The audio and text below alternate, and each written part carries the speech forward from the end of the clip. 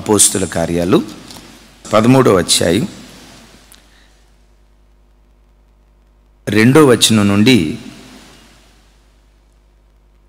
6వ వచనం వరకు వ్రాయబడిన మాటలు మనం చదువుకుందాం. 2వ వచనం, 3వ వచనం, 4, 5 వచనాలు నేను చదువుతాను.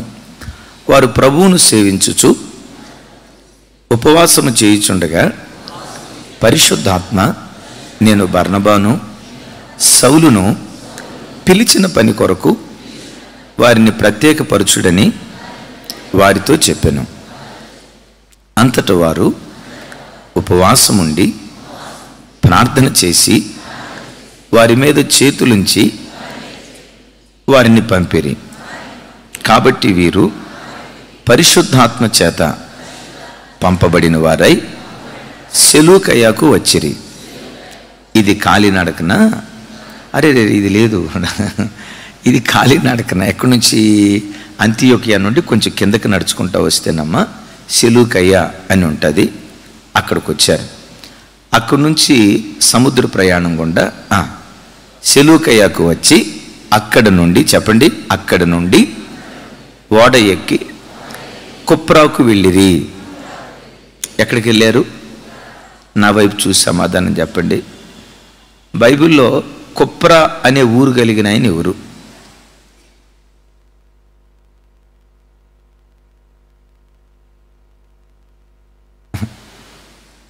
అయ్యా, కుప్రా అనే ఊరు ఎవరిది? అపోస్తులుడైన బర్నబాది. అపోస్తుల కార్యం 4వ అధ్యాయంలో మనం చూస్తాం కదా, కుప్రాలో అతడు మిగులు భూమి కలిగిన వాడు, తన భూమి అమ్మి అపోస్తుల పాదాల దగ్గర పెట్టాడు అని మనం చదువుతాం కదా. సో అంతియోకియా నుండి సెలూకయ్యకి, సెలూకయ్య నుండి కుప్రా అనే దీవుకి వచ్చారు. అసలు అంతియోకియా నుండి వీళ్ళు బయలుదేరేటప్పుడు మరొకసారి నేను చదువుతాను. 2-3 వచనాలు చూడండి నాతో కలిసి. వారు ప్రభువును సేవించుచు ఉపవాసము చేయుచుండగా పరిశుద్ధాత్మ నేను బర్నబాను సౌలును పిలిచిన పని కొరకు వారిని ప్రత్యేకపరచుడని చెప్పాను. అంతట వారు ఉపవాసముండి ప్రార్థన చేసి వారి మీద చేతులుంచి వారిని పంపిరి. చూడండి, ఈ 2 వచనాల్లో రిపీటెడ్గా 2 పర్యాయాలు ఒక మాట ఉంటుంది. ఏ మాట అంటే ఉపవాసము అనే మాట. వారు ప్రభువును సేవిస్తూ ఉపవాసం ఉన్నారు. ఆ ఉపవాసంలో సౌలును బర్నబాని పిలిచిన పని కొరకు ప్రత్యేకించండి, అంటే మిషనరీలుగా పంపించండి అని పరిశుద్ధాత్ముడు చెప్పాడు. పరిశుద్ధాత్ముడు చెప్పిన వెంటనే వాళ్ళను మిషనరీలుగా పంపించకుండా వెంటనే వాళ్ళు ఏం చేశారు? మరలా ఉపవాసం ఉండి ప్రార్థన చేసి వారి మీద చేతులుంచి పంపించినట్లుగా వాక్యంలో చూస్తాం. ఆల్రెడీ వాళ్ళిద్దరినీ ప్రత్యేకపరచమని పరిశుద్ధాత్ముడు ఎప్పుడు చెప్పాడు? ఉపవాసం ఉండి ప్రార్థన చేసేటప్పుడే చెప్పాడు. ఆల్రెడీ ఉపవాసం ఉండి ప్రార్థన చేశారు కదా, వాళ్ళిద్దరినీ పంపించండి అని చెప్పారు కదా. వెంటనే పంపించకుండా వీళ్ళిద్దరూ అని తెలియజేసిన తర్వాత మరలా వాళ్ళిద్దరి కోసం సంఘ బిడ్డలంతా ఉపవాసం ఉండి ప్రార్థన చేసి ఆ తర్వాత పంపించినట్లుగా పరిశుద్ధ లేఖనాల్లో చూస్తూ ఉన్నాం. ఉపవాసం అంటే అపోస్తులైన పౌలు వారు ఒక మిషనరీగా దేవుని సేవకు వెళ్ళక మునుపు మొదట ఏం జరిగించి సేవకు బయలుదేరాడు? ఉపవాస ప్రార్థన జరిగించి. చూడండి, బైబిల్లో చాలామంది భక్తులు వాళ్ళ మినిస్ట్రీ ప్రారంభించేటప్పుడు, అంటే దేవుడు వాళ్ళకిచ్చిన సేవను ప్రారంభించేటప్పుడు దేనితో ప్రారంభించారు అంటే ఉపవాసం ఉండి ప్రార్థన చేసి ఆ తర్వాత వాళ్ళు పరిచర్య ప్రారంభించారు. ఉపవాసం ఆ తర్వాత పరిచర్య అని అనటంతో మనకు మొట్టమొదట గుర్తొచ్చేది ఎవరో తెలుసా? మన రక్షకుడైన యేసుక్రీస్తు ప్రభువారు. యేసుక్రీస్తు వారు సువార్త పరిచర్య ప్రారంభించక మునుపు మొట్టమొదట ఏం చేశారు? ఎన్ని రోజులు? చెప్పాలి. 40 రోజులు పగలు రాత్రి ఉపవాసం ఉండి ప్రార్థన చేసి ఆ తర్వాత పరిచర్య ప్రారంభించారు. ఎందుకు ఆ తర్వాత పరిచర్య ప్రారంభించారో తెలుసా? ఇంకొక భక్తుడి గురించి కూడా చెప్తాను. దైవజనుడైన మోషే ఐగుప్తు దాస్యత్వం నుంచి సినాయి పర్వతం దగ్గరికి తీసుకొచ్చారు. ఇక సినాయి నుండి కనాను ప్రయాణం ప్రారంభమవుతుంది. ఆ కనాను ప్రయాణం ప్రారంభించక మునుపు చెప్పండి ఏం చేశాడు? సినాయి పర్వతం మీదకి వెళ్ళి 40 రోజులు 40 పగళ్ళు 40 రాత్రులు ఉపవాసం ఉండి ప్రార్థన చేసినట్లుగా లేఖనాల్లో చూస్తా ఉన్నాం. చూడండి స్క్రీన్ మీద. మోషే భక్తుడు, నోటే చెప్పండి, మోషే భక్తుడు, మన రక్షకుడైన యేసు ప్రభువారు, అపోస్తులైన పౌలు గారు సేవ ప్రారంభించక మునుపు మొట్టమొదటి ఏం చేశారు? ఎందుకు వాళ్ళు ఉపవాసం ఉండి ప్రార్థన చేశారో తెలుసా? ఓ మంచి మాట చెప్తా. ఈరోజు మనం చేసే ప్రార్థన రేపటి మన భవిష్యత్తుకు విజయాన్ని ఇచ్చే పునాదిగా దేవుడు మారుస్తాడు. బాగా వినండి మాట. ఈనాటి ప్రార్థన రేపటి విజయానికి పునాదిగా దేవుడు మారుస్తాడు. ఇప్పుడు దేవుడు పిలిచాడు అని అంటంతో అప్పుడు బైబిల్ లేదు కానీ ఒక మాట అనుకుందాం, అప్పుడు బైబిల్ లేదు కానీ దేవుడు పిలిచాడు అని అంటంతో బైబిల్ పట్టుకుని వాళ్ళు సేవకి వెళ్ళారా? బైబిల్ పట్టుకుని దేవుని వాక్యం ప్రకటించడానికి వెళ్ళారా? వెళ్ళలేదు. ఏం చేశారు? మొదట ప్రార్థన చేసి ఆ తర్వాత దేవుని సేవకు బయలుదేరి వెళ్ళారు. ఆ మాట చూపించుతాము మరలా. ఈనాటి ప్రార్థన రేపటి విజయానికి పునాది. ఎందుకు వాళ్ళు ఉపవాసం ఉండి మరలా ఉపవాసం ఉండి ప్రార్థన చేశారయ్య అంటే, ఈరోజు చేసిన ప్రార్థన రేపు చేయబోయేటువంటి సేవ విజయానికి అది పునాదిగా దేవుడు మారుస్తాడని ఉపవాసం ఉండి ప్రార్థన చేసి ఆ తర్వాత వాళ్ళు పరిచర్య ప్రారంభించారు. వాక్యం వింటున్న బిడ్డలారా, మన జీవితాల్లో కూడా మనం ఏ పని ప్రారంభించినా ఒక ఇల్లు కట్టుకునే పని ప్రారంభించినా, పిల్లల్ని స్కూల్లో జాయిన్ చేసే పని ప్రారంభించినా, వాళ్ళకి అక్షరాభ్యాసం చేసే పని ప్రారంభించినా, ఒక వివాహ కార్యక్రమం ప్రారంభించినా, లేదు ఒక స్థలం కొనుక్కునే ప్రక్రియ ప్రారంభించినా, ఒక పని ప్రారంభించే ముందు మొట్టమొదట దేవుని సన్నిధిలో మనం ప్రార్థన చేయటం నేర్చుకోవాలి. అవకాశం ఉంటే ఉపవాసం ఉండి ప్రార్థన చేయండి. అవకాశం లేని పక్షాన ఒక రోజో 2 రోజులో ఆ విషయం కొరకు గోజాడి దేవుని దగ్గర ప్రార్థన చేయండి. ఎందుకు మనం రేపు చేయబోయే పనికి ఈరోజు ప్రార్థన చేయాలంటే, ఈనాటి ప్రార్థన రేపటి విజయానికి పునాదిగా దేవుడు మారుస్తాడు. మరలా ఈనాటి ప్రార్థన రేపటి విజయానికి పునాదిగా మారుస్తాడు. చాలాసార్లు మన పరిస్థితులు ఎట్లా ఉంటాయంటే, పని ప్రారంభించే ముందు మనం ప్రార్థన చేయలేం, కానీ కొన్నిసార్లు ఆ పని చేసేటప్పుడు నష్టం వస్తుంది చూసారా, కష్టం వస్తుంది చూస్తారా, నష్టమో కష్టమో వస్తుంది కదా, అప్పుడు ప్రార్థన చేస్తాం గుండెలు బాదుకుంటా. దేవా నష్టం వచ్చింది తప్పించయ్యా, దేవా నష్టం వచ్చింది విడుదల దయచేయ అని నష్టపోయిన తర్వాత దేవుని దగ్గర ఏడుస్తాం. యేసయ్య అంటాడు, శోధనలో పడిన తర్వాత మీరు ప్రార్థన చేయటం కాదు, శోధనలో పడక మునిపే మీరు ప్రార్థన చేస్తే ఆ ప్రార్థన శోధనలో నుంచి మిమ్మల్ని తప్పిస్తుంది. ఇంకొకసారి నేను మీతో చెప్తాను, నా వైపు చూడండి. ఎందుకు ఈ 21 దినాల ప్రార్థనలో మనం పాలు పంపులు పొంది పదే ప్రార్థన చేయాలంటే, నా హృదయపూర్వకంగా నమ్ముతున్నా, ఈ 21 దినాలు మనం దేవుని సన్నిధికి వచ్చి చేసే ప్రార్థన ఈ సంవత్సరం అంతా మనకు తోడుగా ఉంటుంది. ఈ సంవత్సరం అంతా ఈ ప్రార్థన మనలను వెంబడిస్తుంది. అంటే అన్నయ్య ఈ 21 రోజు ప్రార్థన చేసి తర్వాత ప్రార్థన చేయకపోతే పర్వాలేదా అని అనొద్దు. ఏనాటి ప్రార్థన,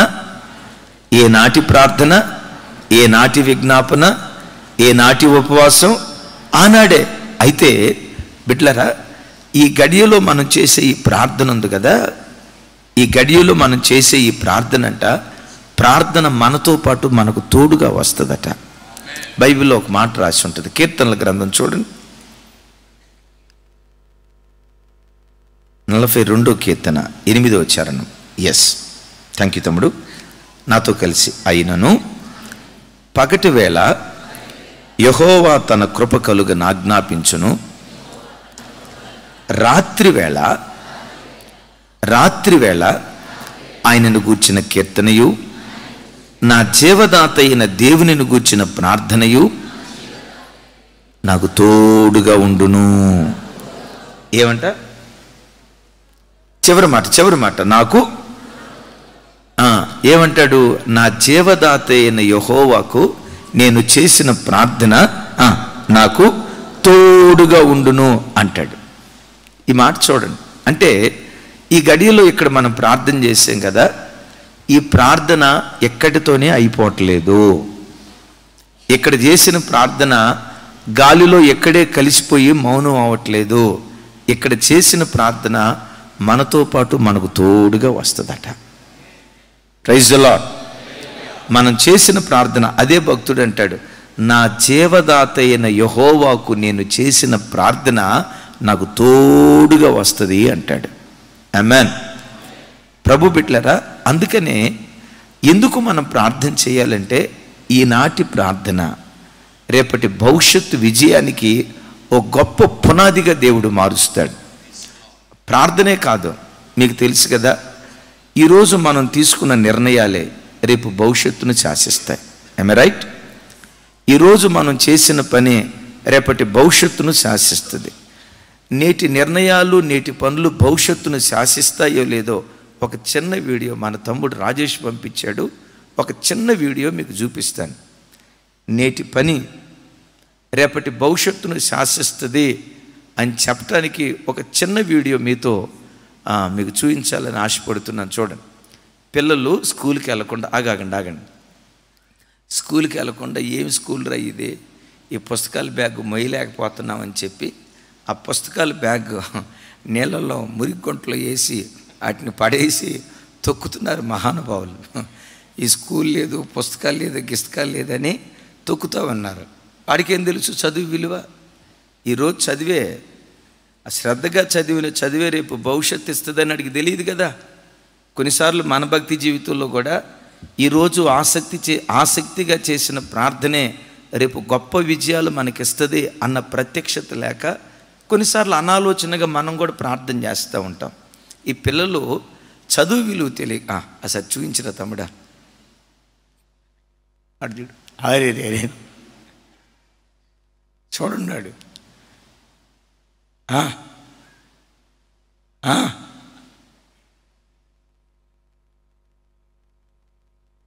సౌండ్ వస్తుంది. సౌండ్ ఇక్కడ పెట్టండి. అమ్మ విన్నారా తల్లి? ముందేం చేశారు వాళ్ళు, తర్వాత ఏ గతి పట్టింది? ఇంకోసారి చూపించుతాముడా, పర్లేదు వాయిస్ పెట్టండి, ఇబ్బంది ఏమి లేదు. వాయిస్ అది కూడా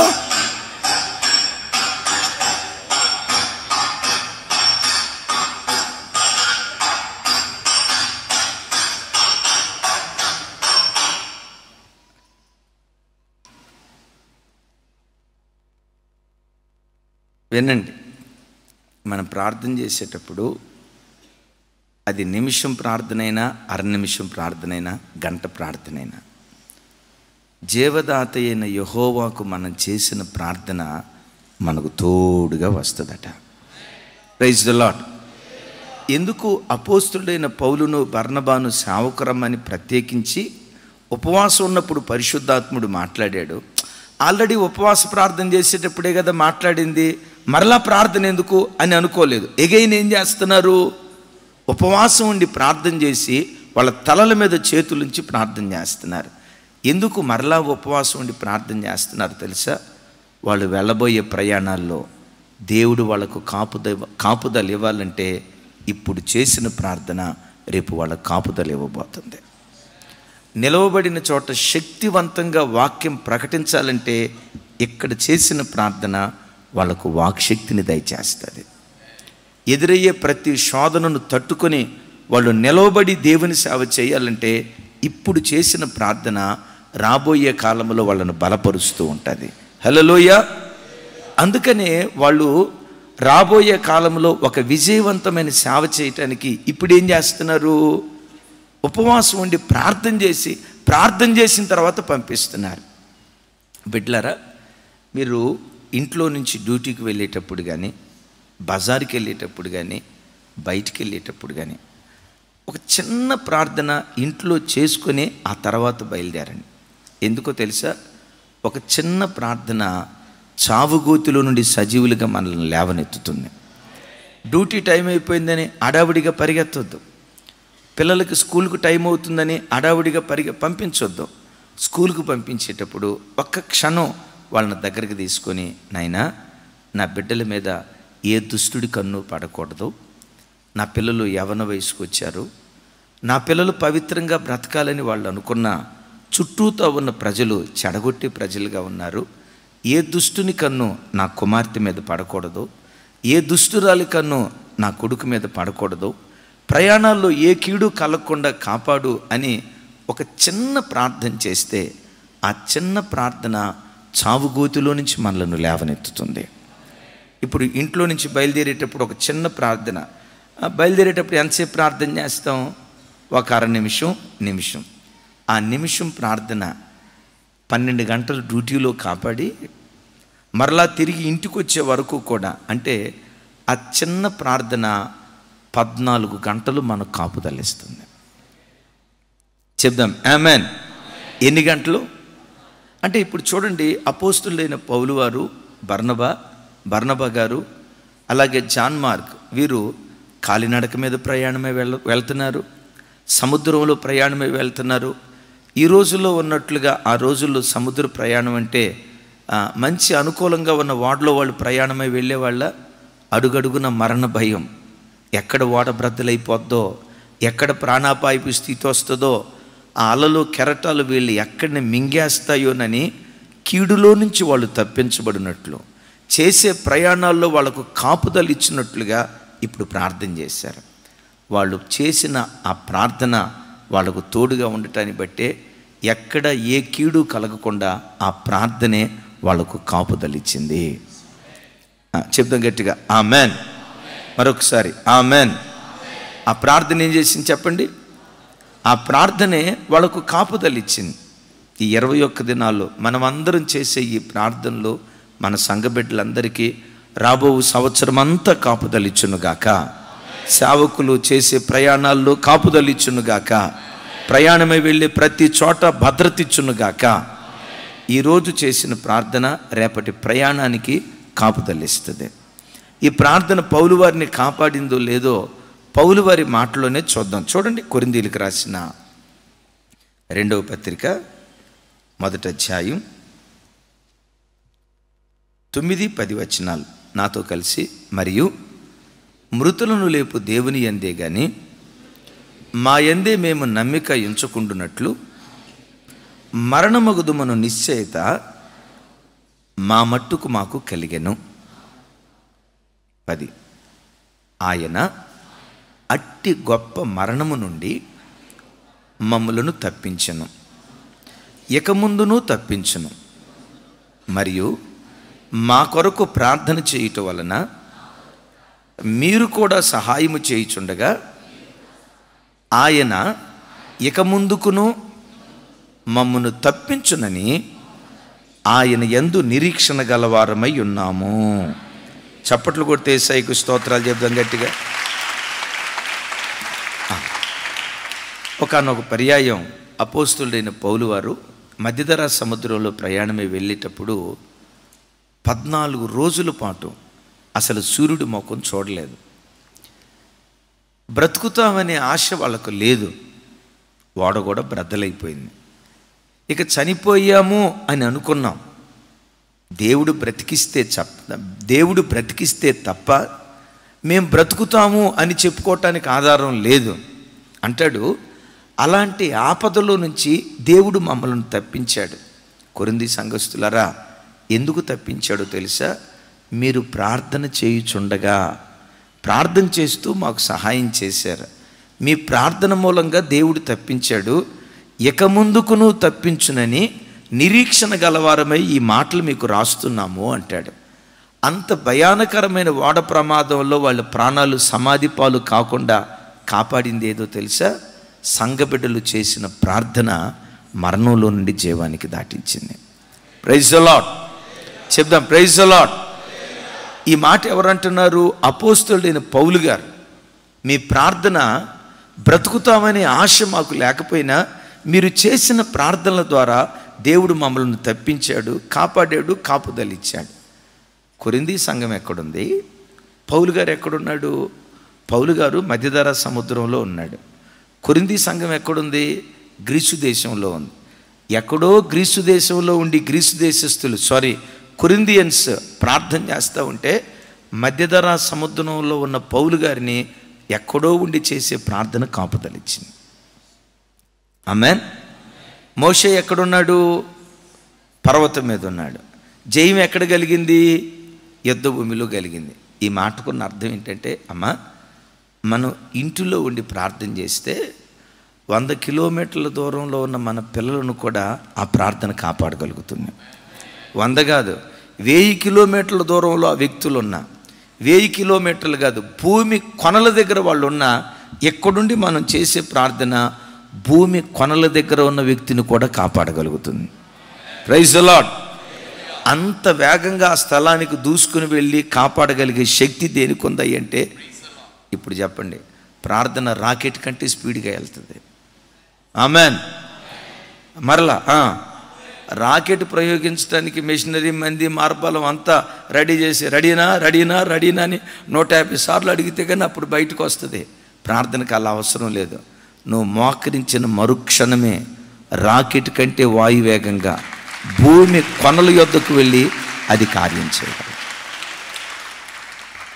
ఈనాటి ప్రార్థన రేపటి కాపుదలకు నీకు కారణమవుతుంది. ఈ ఉదయకాలపు విజ్ఞాపన, అరుణోదయపు ప్రార్థన ఆ దినమంతా దేవుని రెక్కల చాటున భద్రపరచబడటానికి కారణమవుతుంది. అందుకని యేసయ్య అంటారు కదా, శోధనలో మీరు ప్రవేశించకుండా ఉండునట్లు మెలకువగా ఉండి కీడులో నుంచి తప్పించబడినట్లు ప్రార్థన చేయండి అంటాడు. బిడ్డలారా, రాగల దినాలన్నిట్లో ఇంకా ఎక్కువగా పట్టుదలతో ప్రార్థన చేద్దాం. ఈ పట్టుదలతో కూడుకున్న ప్రార్థన సంవత్సరం అంతా మన విశ్వాసుల్ని దేవుడు తన రెక్కల చాటును భద్రపరచునుగాక. ఈరోజు చేసిన ప్రార్థన రేపు కాపుదలనిస్తే, రెండవది, ఈరోజు మనం చేసే ప్రార్థన రేపు మనం చేసే పనిలో నేర్పరితనాన్ని దయచేస్తుంది. యేసయ్యకి మహిమ కలుగునుగాక. మరలా నా వైపు చూడండి. అపోస్తులైన పౌలు వారికి, బర్నబా గారికి అంతియోకియ సంఘం ఎందుకు ప్రార్థన చేసి పంపించిందంటే, అయ్యా, వీళ్ళు రాజుల ఎదుట వాక్యం చెప్పబోతున్నారు, సామంతుల ఎదుట వాక్యం చెప్పబోతున్నారు, సామాన్యులకి వాక్యం చెప్పబోతున్నారు.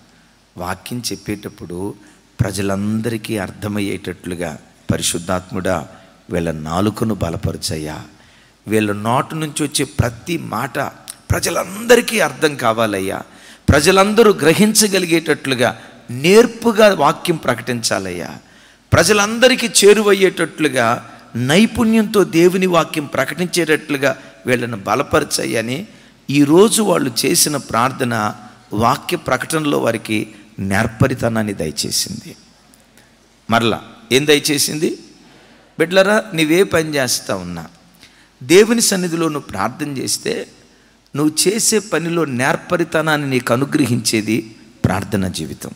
నువ్వు వెల్డింగ్ పనే చేయి, కంపెనీయే నడుపు, లేదా ఒక ఫోటో షాపే నడుపు, లేదా ఒక బిజినెస్ చేయి, ఆ పనిలో నీకు నేర్పరితనాన్ని ప్రసాదించగలిగిన శక్తి ప్రార్థన జీవితంలో దాగి ఉంది. వీళ్ళు పదే పదే ప్రార్థన చేసి ఎందుకు పంపించారంటే, వాక్యం ప్రకటించడం అనేది మామూలు విషయం కాదు.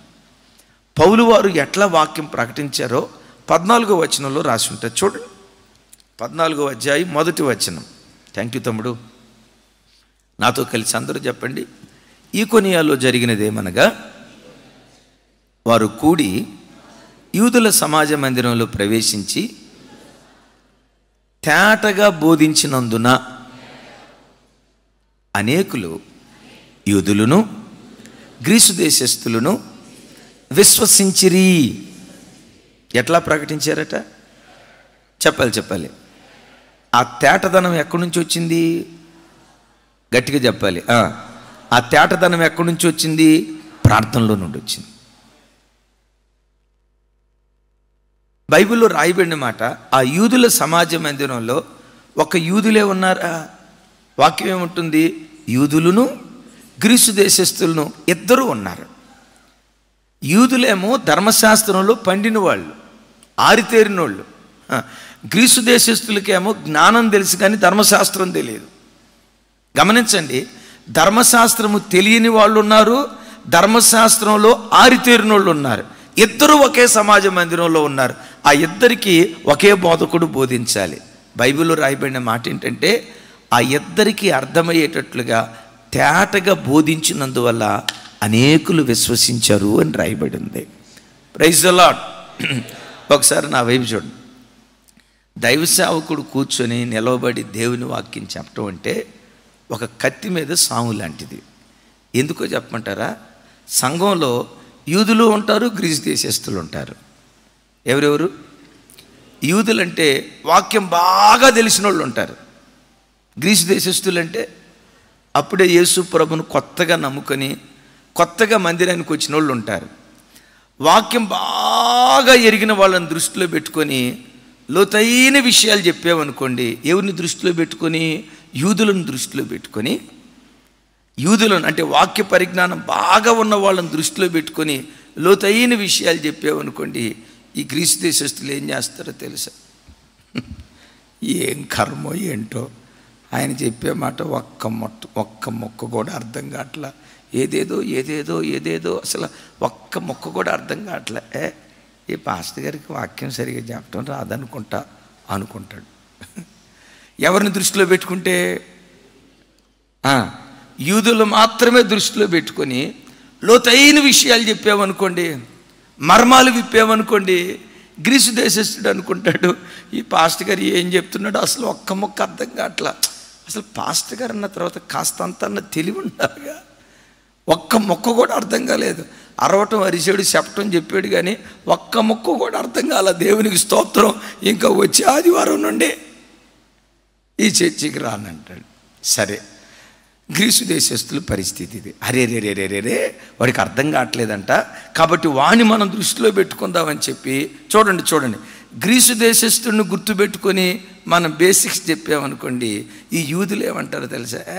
ఈ పాస్టర్ గారు ఎప్పుడు పైనే వెళ్తాడు, లోతుగా వెళ్ళడం అని అంటాడు. చూడండి, ఒక టీచర్ పని చాలా వరకు తేలిక. చార్లెస్ అన్న ఉన్నాడు, ఒక టీచర్ ఉన్నాడు అనుకోండి, 7వ తరగతి క్లాస్ టీచరే పాఠం చెప్తాడు. ఏ క్లాస్ రూమ్లో కూడా కేజీ వాడిని పీజీ వాడిని ఇద్దరిని కలిపి కూర్చోబెట్టి పాఠం చెప్పరో. కేజీ అంటే అదే కేజీ అంటే ఎల్కేజీ, పీజీ అంటే పోస్ట్ గ్రాడ్యుయేట్. కేజీ వాడిని పీజీ వాడిని ఇద్దరిని కూర్చోబెట్టి ఒకే క్లాస్ రూమ్లో కూర్చోబెట్టి పాఠం చెప్పరు. కేజీ వాడి క్లాస్ రూమ్ వేరు, యూకేజీకి వాడి క్లాస్ రూమ్ వేరు, ఎల్కేజీ వాడి క్లాస్ రూమ్ వేరు, 1వ తరగతి వాడి క్లాస్ రూమ్ వేరు, 2వ తరగతి వాడి క్లాస్ రూమ్ వేరు, 5వ తరగతి వాడి క్లాస్ రూమ్ వేరు, 7వ తరగతి వాడి క్లాస్ రూమ్ వేరు, 10వ తరగతి వాడి క్లాస్ రూమ్ వేరు, ఇంటర్మీడియట్ వాడిది, డిగ్రీ వాడిది, పీజీ వాడిది, ఎవరి క్లాస్ రూమ్లు వాళ్ళు వేరుగా ఉంటాయి. అందరినీ ఒకే చోట కూర్చోబెట్టి అందరికీ పాఠం చెప్పాలంటే కుదరదు. పీజీ స్టాండర్డ్లో చెప్తే కేజీ వాడికి ఏం అర్థం కాదు, వాడు చుట్టూ బిక్కొని వాళ్ళ అమ్మ దగ్గరికి వెళ్ళంటాడు, ఇక సచ్చినా రేపటి నుంచి స్కూల్కి వెళ్ళను అంటాడు. అట్లాగని కేజీ వాడిని దృష్టిలో పెట్టుకొని టీచర్ గారు వాళ్ళు చెప్పాడా, పీజీ వాడు అంటాడు ఇక ఆపయ్యా, నీకు చదువు రాకపోతే కొత్త టీచర్ని పంపించు అంటాడు. సో ఏ క్లాస్కి బోధించడానికి ఆ క్లాస్ టీచరే ఉంటాడు. సేవకుడి పరిస్థితి ఏంటో తెలుసా? ఎందుకు సేవకుని కొరకు మనం ఎక్కువ ప్రార్థన చేయాలంటే, ఆ సేవకుడు నిపుణతతో దేవుని వాక్యం ప్రకటించాలంటే ఆ నైపుణ్యత సంఘ ప్రార్థనలో నుంచి పుట్టుకొస్తుంది. గట్టిగా ఎక్కడి నుంచి పుట్టుకొస్తుంది?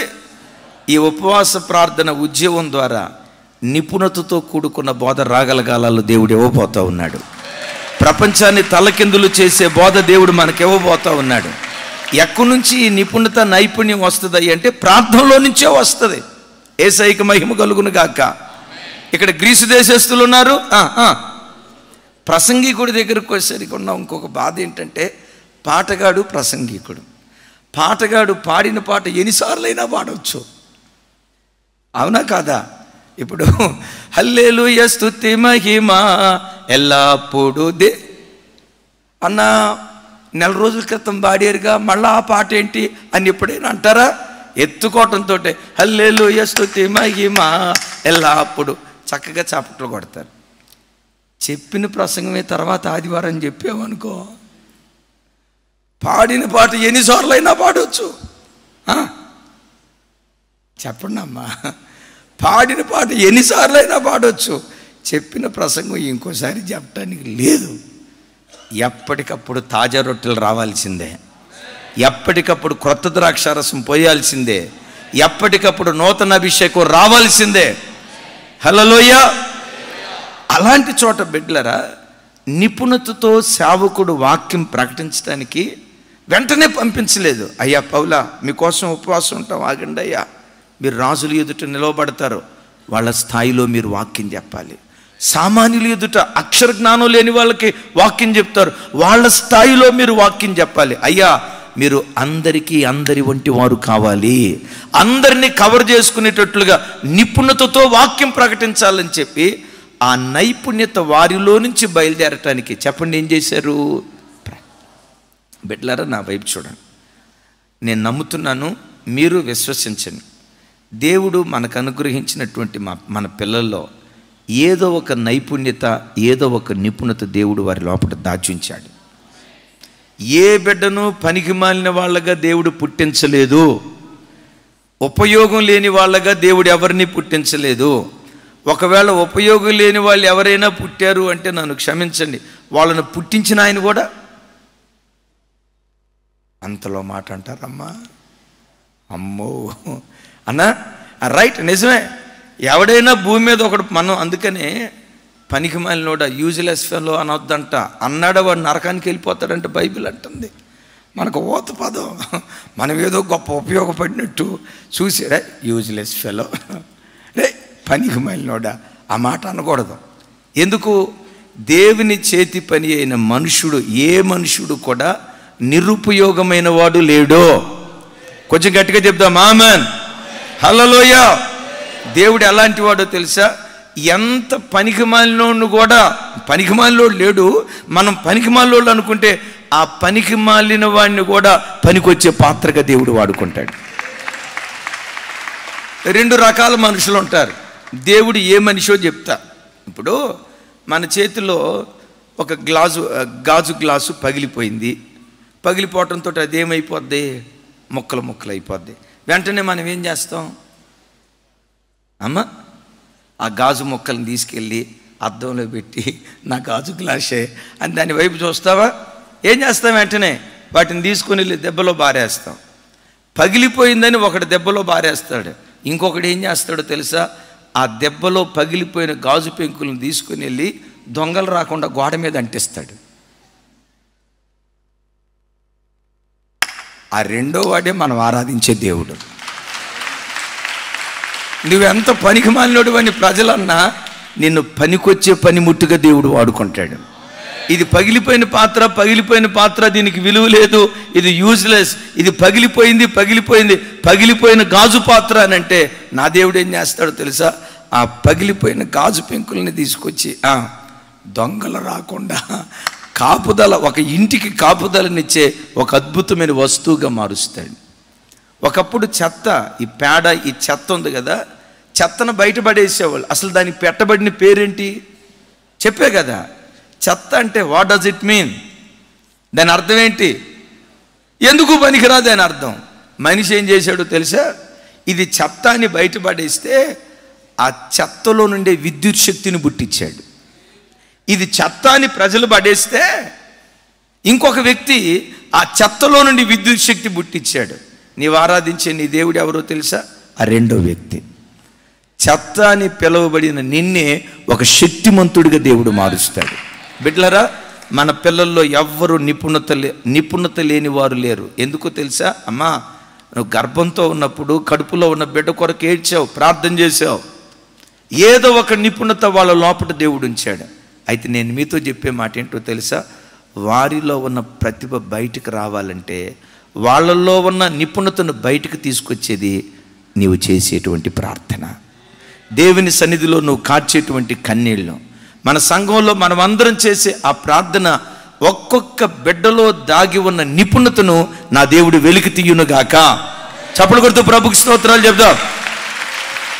ఎందుకు నిపుణత, ఎందుకు నైపుణ్యం అంటే, సామెతల్లో ఒక మాట రాసింది, పనిలో నిపుణత కలిగిన వానిని చూచితివా, అల్పునైన వారి ఎదుటే కాదు, వాడు రాజుల ఎదుటే నిలుచును.